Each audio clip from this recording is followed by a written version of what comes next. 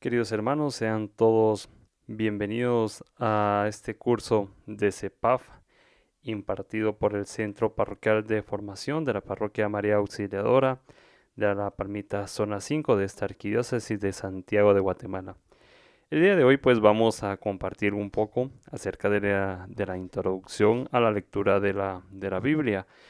Sabemos pues la importancia que hay que tener al interpretar las Sagradas Escrituras, ya que no podemos darnos el lujo de venir e interpretar las Sagradas Escrituras a nuestro gusto, ya que de lo mismo pues hay parámetros. Y vamos a ver pues cómo a lo largo de los temas que vamos a ir viendo de este curso de la lectura bíblica, cuáles serían como las formas en que se tiene que ir adecuando todo el tema de la interpretación bíblica, la lectura bíblica. Pues los que tengan su manual en la parte de arriba, tenemos la lectura de Juan, esta frase muy famosa que dice, y la palabra se hizo carne y habitó entre nosotros. Podríamos tomar quizás esta frase como la síntesis, la unión entre Antiguo y Nuevo Testamento, ya que bien sabemos que el Nuevo Testamento se tiene que leer a luz del Antiguo Testamento y viceversa. El Antiguo Testamento se lee a la luz del Nuevo Testamento, en el cual su culmen y su sentido llega a ser Jesucristo. Por eso es que Juan dice, la palabra se hizo carne. Aquella palabra predicada por los profetas en el Antiguo Testamento se hace ahora realidad en el Nuevo Testamento. Se hace vida. Y es esa misma palabra, esa palabra que existe de siempre. La palabra que existe anterior a la creación, que estaba con Dios. Y la palabra se hizo carne. Por eso eh, la importancia de la interpretación. Y para esto, pues es importante que nosotros tengamos algunos términos, algunos conceptos claros. Por eso esta primera presentación va a manera de introducción a lo que se va a desarrollar a lo largo de los temas. Es muy importante pues que sepamos el origen de la palabra Biblia. Biblia es una palabra de origen griego, viene de biblión. Biblión significa libro, tal y como lo tenemos en presentación, como lo tenemos en pantalla. Ahora, propiamente la palabra Biblia es el plural de biblión, con lo cual Biblia vendría significando libros, sería colección de libros. Y ciertamente es así, porque si ustedes empiezan a escudriñar las escrituras, empiezan a darle una revisión, se van a dar cuenta que son varios libros contenidos entre sí. Es una compilación de libros. Estos libros, pues ciertamente el canon se ha venido formando a lo largo de los años. Y es de ahí donde también tenemos que reconocer la intervención del Espíritu Santo en el magisterio de la iglesia, que es el que poco a poco se ha encargado de ir compilando, de ir revisando estos libros.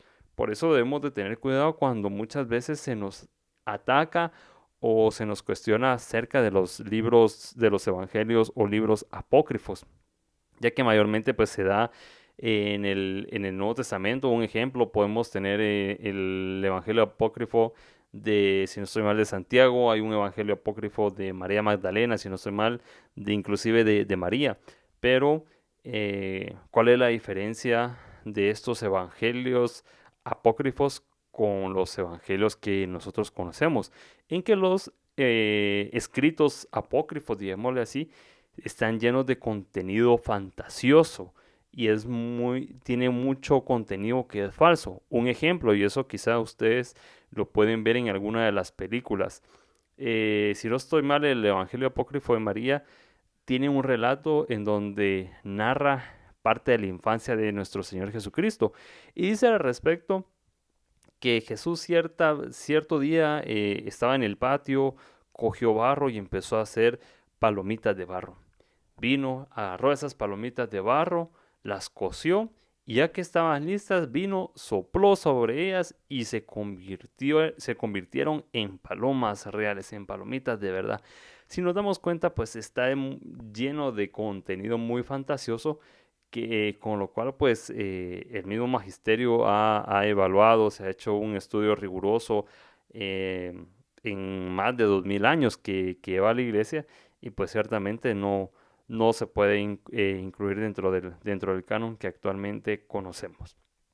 Pasemos a nuestra siguiente diapositiva, que nos dará cuenta de la división de la Biblia. Tengamos en cuenta que testamento significa alianza. Por lo tanto, la Biblia la podemos dividir en dos: en Antiguo Testamento y el Nuevo Testamento. Si lo traducimos, sería Antigua Alianza y Nueva Alianza. Esta alianza, como se decía al principio, va a tener su culmen en Jesucristo. Sin la presencia, sin el Antiguo Testamento, el Nuevo Testamento pues sería un libro que no se pudiera interpretar, porque si empezamos a estudiar todos los libros del Antiguo Testamento, nos vamos a dar cuenta cómo esto nos van a dar pauta del Nuevo Testamento. Es más, en el pasaje de Maús, ustedes recordarán cuando, cuando está Jesús con los dos discípulos, cuando van de camino, que viene y les explica las escrituras. E inclusive Jesús les dice, es necesario que yo les explique las escrituras para que ustedes entiendan el sentido de la venida del Hijo del Hombre. El mismo Jesús nos lo hace ver en este pasaje. Es necesario que nosotros conozcamos el sentido y las lecturas del Antiguo Testamento, así vamos a comprender mucho del Nuevo Testamento. Antiguo y Nuevo Testamento es una unidad que no se puede separar y tienen por único autor a Dios. Sabemos que los quienes escribieron la Biblia pues fueron hombres, pero ciertamente hay un rasgo muy particular, que todos estos libros fueron escritos por inspiración divina, fueron escritos por inspiración de Dios. El Antiguo Testamento es necesario que también lo podamos dividir. Está la primera parte, que sería la ley o la Torá, que es más conocido como Pentateuco. Y esos son los primeros 5 libros que vamos a encontrar en nuestra Biblia. Vamos a encontrar el libro del Génesis, el libro del Éxodo, el libro del Levítico, el libro del Deuteronomio y el libro de Números. Luego tenemos lo que son propiamente los libros históricos. Aquí vamos a tener a Josué, Jueces, Ruth, Samuel, Primera y Segunda de Reyes, tenemos Primera y Segunda de Crónicas, Primera y Segunda de Esdras, tenemos a Nehemías, Tobías, Judith, Esther, Primera y Segunda de Macabeos. Luego vamos a tener el apartado lírico, en donde vamos a tener salmos. Recordemos que los salmos anteriormente eran cantados. Estas son interpretaciones de canto, e inclusive pues actualmente los judíos ellos oran muchas veces con los salmos a manera de canto. También dentro del género lírico vamos a tener Cantar de los Cantares y el libro de Lamentaciones. Luego tenemos el libro de los Sapiensales. Aquí tenemos a Job, Proverbios, el Eclesiastés, tenemos Sabiduría y Eclesiástico. Dentro de los libros proféticos tendremos a Isaías, Jeremías, Baruch, Ezequiel, Daniel, Oseas, Joel, Amós, Abdías, Jonás, Miqueas, Nahum, Habacuc, Sofonías, Ageo, Zacarías y Malaquías. Tal y como lo dicta pues el género, todos estos son profetas que vienen y nos va a narrar esa tensión que existe entre el pueblo elegido y Dios. Tensión en el sentido de ambos bandos. Generalmente vamos a encontrar acá cómo Dios siempre quiere la fidelidad del pueblo, manda en este caso a un profeta, y la función del profeta es reconciliar el pueblo con Dios. El profeta va a ser la conciencia del pueblo, va a ser la voz de Dios en el pueblo, el cual va a volver reconciliar nuevamente al pueblo con Dios. Ahora nos vamos a lo quizá más conocido por todos nosotros, que es la división del Nuevo Testamento. En el Nuevo Testamento vamos a tener la división de lo que son los evangelios, Hechos de los Apóstoles, epístolas o cartas de San Pablo y las cartas católicas. En los evangelios tenemos a Mateo, Marcos, Lucas y Juan.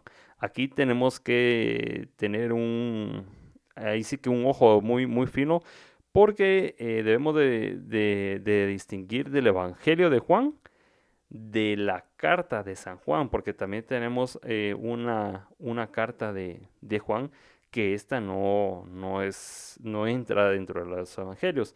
Sabemos muy bien que las cartas generalmente pues son una exhortación, es una invitación al pueblo en donde el evangelista, el apóstol está predicando. Tenemos Hechos de los Apóstoles, que generalmente pues nos narra la vida de las primeras comunidades cristianas, asimismo pues parte de la vida de San Pablo.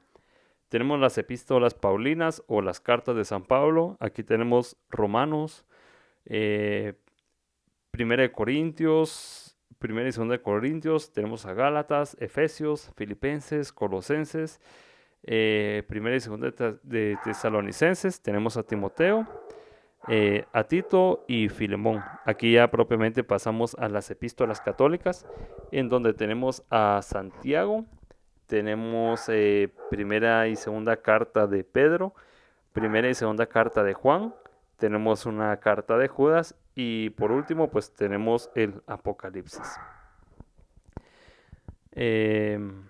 Veamos un poco acerca de los nombres que a veces causa confusión. ¿Por qué? Porque cuando nosotros tomamos una Biblia, puede que nos sorprendamos y digamos, es que mi Biblia no tiene el libro del Eclesiástico o no tiene el libro del Eclesiastés. Posiblemente esta sea una Biblia protestante. Podemos caer en ese error. ¿Por qué? Porque hay veces que las Biblias, en el caso del Eclesiástico, viene con el nombre de Sirácida. O sea, el nombre original, digámoslo así, es Sirácida. Con el tiempo, pues por los mismos temas de traducción, pasa a llamarse eclesiástico. Y Coelet al Eclesiastés. Inclusive en el libro de Crónicas lo podemos encontrar como Paralipómenos o Apocalipsis como Revelación. Cualquiera de estos nombres son válidos. Cualquier Biblia que traiga en Sirácida como la abreviatura SI o Coelet QO, pues es totalmente válido. O sea, solo es una variante de traducción, no es que sea una Biblia protestante o una Biblia fuera de línea, o sea, es totalmente válido. Ahora es muy importante también, hablando de todo el tema de nombres, que conozcamos también un poco sobre las traducciones que ha tenido la Biblia. Una de las primeras, pues, fue hecha por los 70. Este nombre viene relativo al número de personas que hicieron esta traducción. Se decían los 70 ancianos, los 70 sabios. Y esta traducción fue realizada en el año 130 antes de Cristo. La Biblia como tal no estaba conformada en un canon, sino que estos eran rollos. Sabemos muy bien que eran pieles gigantes que se convertían en rollos y a través de ahí pues se escribían. Pues la primera traducción que tenemos, pongámoslo así, del Antiguo Testamento es en el año 130 antes de Cristo. Es conocida también como la Septuaginta y son 70 ancianos, 70 sabios que tradujeron el texto del hebreo al griego. También podemos conocer pues esta traducción como alejandrina. Tenemos también algunas otras traducciones quizá un poco menos conocidas, del 130 al 200 después de Cristo. Tenemos traducciones griegas, dentro de estas tenemos la de Aquila, la de Símaco y la de Teodosión. Tenemos también las hexaplas de Orígenes, esa ya es 240 a 245 después de Cristo, que es una de las grandes obras colosales de Orígenes. lamentablemente, pues estas hexaplas, pues se perdieron con el tiempo, aproximadamente en el 638 después de Cristo. Tenemos también la Vetus Latina, aproximadamente del 150 después de Cristo. Estamos, bueno, del 150 al siglo tercero, ahí más o menos, al año, ¿qué? 300, al año 200 más o menos, que designa todas las traducciones latinas de la Biblia anteriores a la Vulgata. Esto pues se realiza con el objetivo de difundir el cristianismo en Occidente. Hablemos un poco de la Vulgata, que se remonta entre el siglo tercero y el siglo cuarto. Esta Biblia, pues, su traducción fue realizada por San Jerónimo. Sabemos muy bien la vida muy ascética que llevó este santo. Era eremita y en medio, pues, del silencio, del retiro, él se dedica, él se refugia a hacer esta traducción. Y la, la característica de esta Biblia es que se traduce propiamente al latín. Fue realizada por San Jerónimo, él comienza en Roma, termina en Belén, él inclusive pues se va a la ciudad de Belén para tener ese acercamiento más con la experiencia de Jesucristo, ya que estando en el lugar donde acontecen los hechos, pues pongámoslo así, es más fácil de realizar una interpretación, de saber por qué se hizo esto, por qué se hizo lo otro. Pues un ejemplo, quienes han leído el libro de los Nazarenos de José Mía y Vidaure, no es lo mismo leer, que nosotros leamos desde nuestra casa aquí en la capital el libro, que si nosotros estamos leyendo el libro propiamente en Antigua Guatemala, ya que cuando vemos todo el relato que nos habla del palacio de los capitanes generales, algunas casas que dan ahí, el mismo tema de la catedral, pues vamos a encontrarle más sentido al escrito, vamos a encontrarle más sentido al libro, y muchas veces podemos descifrar por qué el autor relata de tal forma algunas escenas. Eh, el nombre Vulgata viene del popular, o sea, del lenguaje popular. Esta tiene la característica que fue la primera Biblia impresa por el mismo inventor de la imprenta. Estamos hablando de Gutenberg, alrededor del 1452. Otras traducciones que tenemos está la gótica, la eslava, siriaca, tenemos algunas coptas, de Armenia, algunas etiópicas y la georgiana. También tenemos versiones más modernas, la Biblia de Martín Lutero, que él viene y realiza la traducción de la Biblia al alemán, ya propiamente al lenguaje de su pueblo. Em, Se dice que esta pues es la primera Biblia completamente traducida a una lengua moderna. También tenemos otras Biblias protestantes. Dentro de estas tenemos las que son más célebres, las más mencionadas, que es la Casiodoro de Reina, también la Cipriano de Valera, que esta viene y se une, y nosotros la conocemos como Reina Valera, porque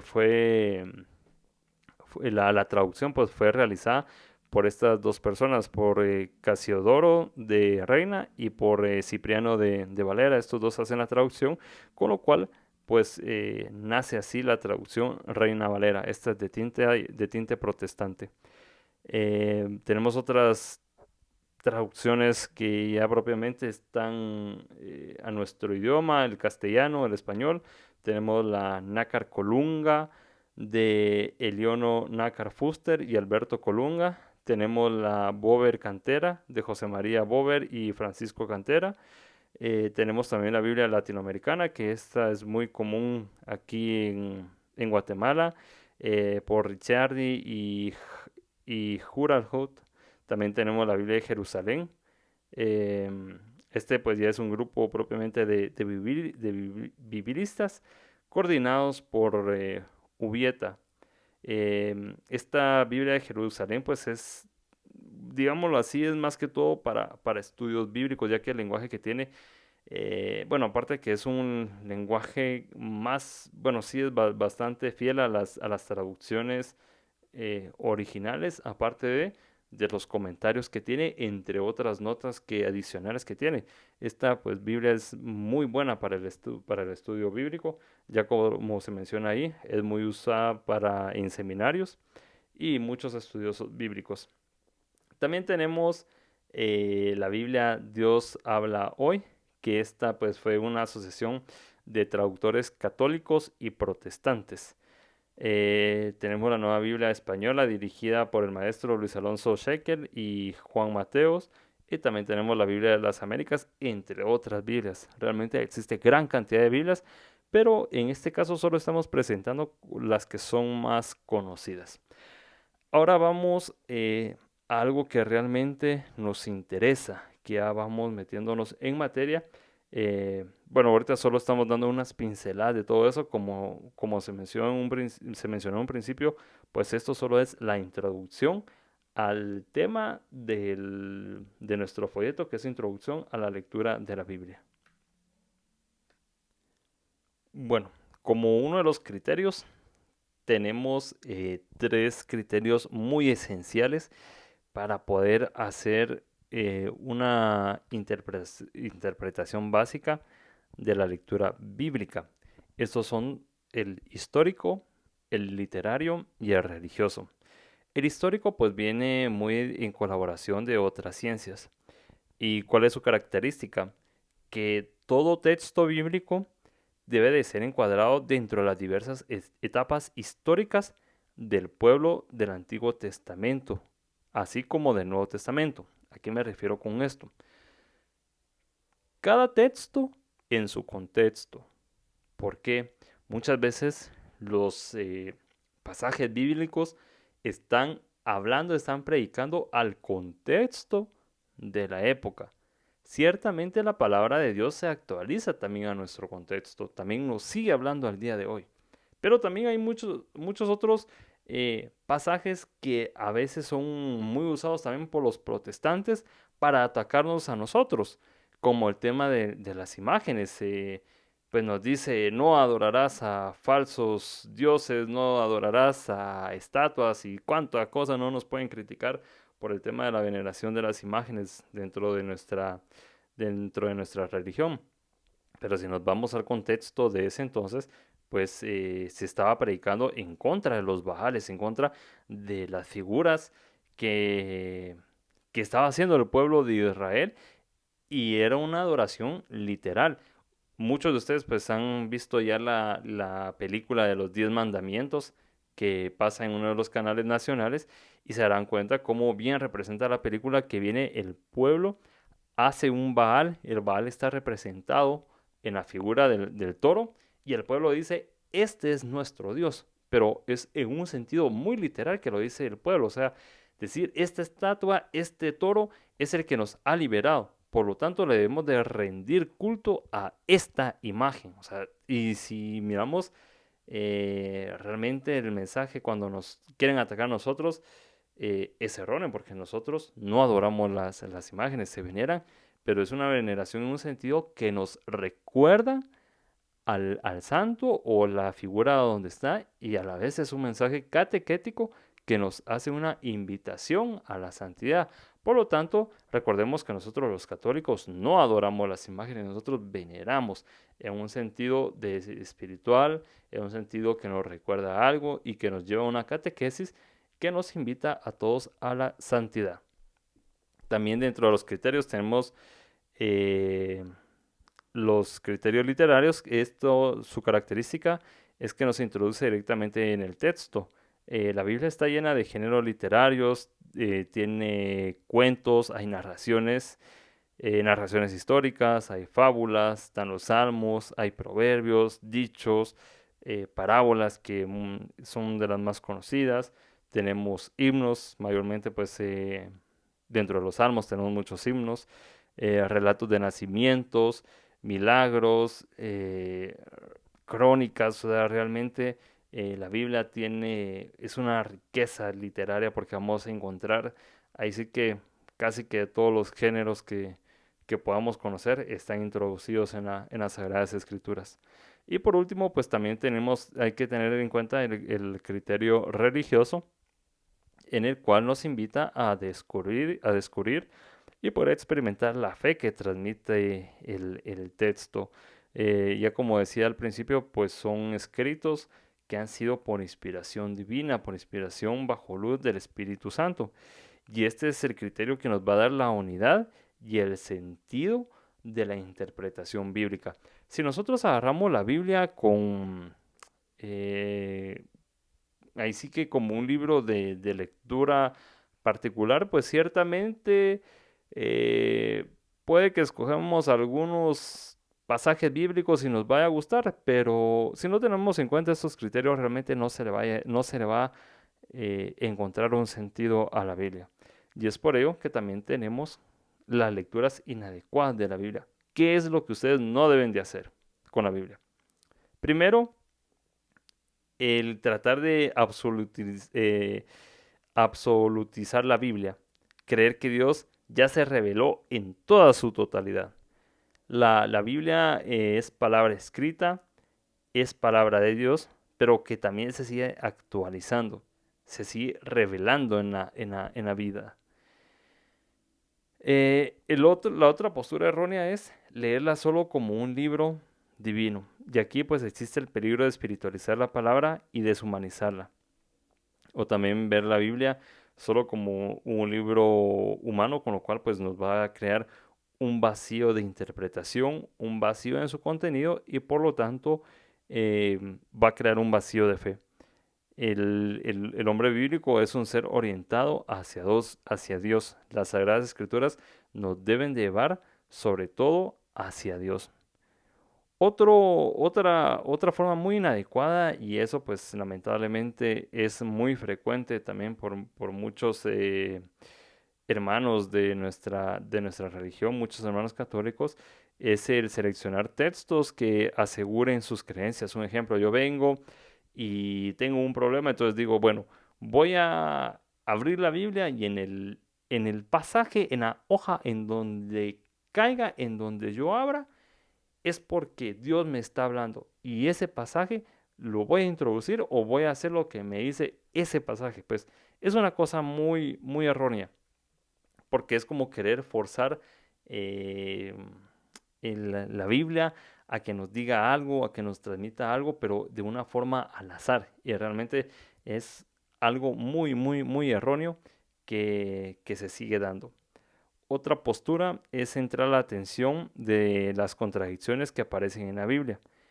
Eh, Ciertamente vamos a encontrar algunas contradicciones de la Biblia, como algunas guerras, escenas quizá de violencia, pero recordemos que cada pasaje tiene una interpretación y no todos los pasajes bíblicos existieron. Es una de las cosas que tenemos que tener en cuenta y por eso la importancia del estudio bíblico. No todos los pasajes bíblicos son tal y como los narra el autor o existieron. Recordemos que también la Biblia nos quiere transmitir una enseñanza o bien hay que tener la capacidad de poder interpretar. De ahí de estudiar también, de tener en cuenta la historia. ¿Qué, qué estaba sucediendo en aquel momento en el pueblo, en el ambiente o en el ámbito en donde se desarrolla el pasaje?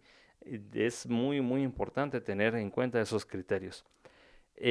Por otra parte, a veces las ciencias tratan de justificar o hacer nulo un pasaje bíblico o reinterpretar un pasaje a través de la ciencia.